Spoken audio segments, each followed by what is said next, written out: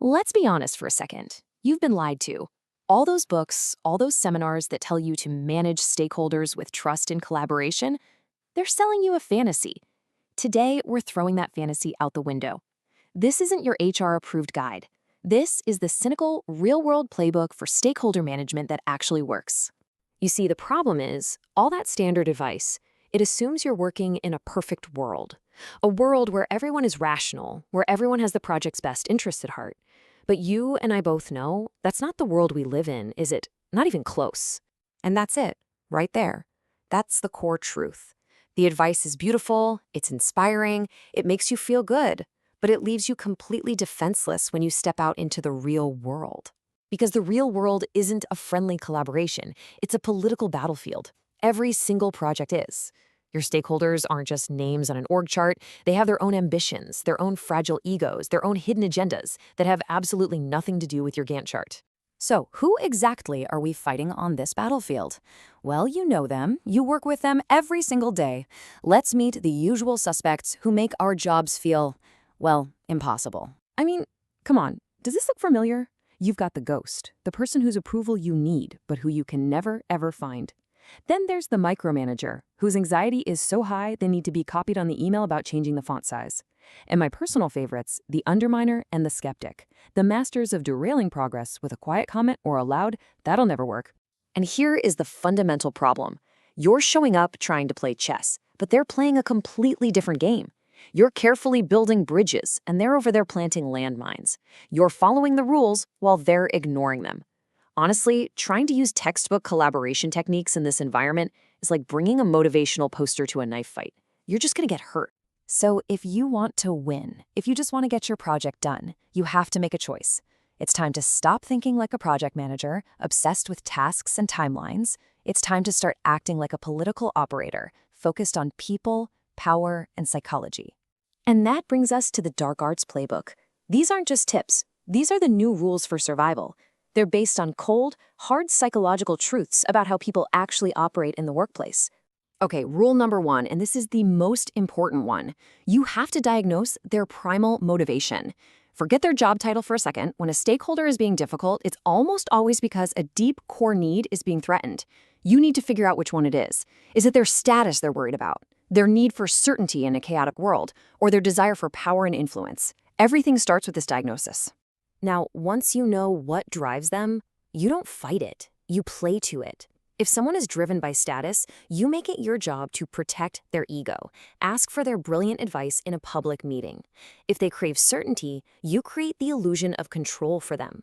You give them constant updates, clear roadmaps, even if things are messy behind the scenes. And if they're driven by power, well, you make them feel powerful. Give them a small part of the project to own completely. This isn't just being nice, it's tactical empathy. All right, principle 3. This one might feel a little sneaky, but it's absolutely crucial. You have to control the flow of information. Not everyone on your project has earned the right to know everything. For those truly toxic or untrustworthy players, you put them on an information diet. They get what they need to know, and that's it. This isn't about lying. It's about protecting your project from being sabotaged before it even has a chance. You are the gatekeeper. Principle 4 is about turning your words into weapons. Well, not weapons, but precise tools. You have to master these tactical phrases. They allow you to seize control of any conversation. You can shut down gossip, pull a meeting back from the brink, or turn someone's vague complaining into a concrete action item. You never, ever let them control the frame. And that brings us to the final and maybe most important dark art, self-preservation. Just burn this quote into your brain. Nothing is impossible for the person who doesn't have to do it. That's your difficult stakeholder. So what do? You document everything. Every decision, every conversation gets a follow-up email. You leave a paper trail. Because when the blame game starts, and believe me, it will start, that documentation is the only thing that's going to save you. Okay, so we've been pretty cynical up to this point. But now we're going to talk about the most powerful and the most counterintuitive play in the entire playbook. It's all about what to do with your number one enemy. So let's just address the elephant in the room. I can hear some of you thinking it right now. Isn't all of this, manipulative? It's a fair question, and the answer is a little complicated. Look, is it manipulative? Yeah, kinda. But it's also pragmatic. We're not operating in a sterile lab here. We're dealing with complex, emotional human beings. The goal isn't to become a villain. The goal is to be effective. The goal is to actually get your important work done in a world that often seems designed to stop you. And that leads us to the biggest revelation of all.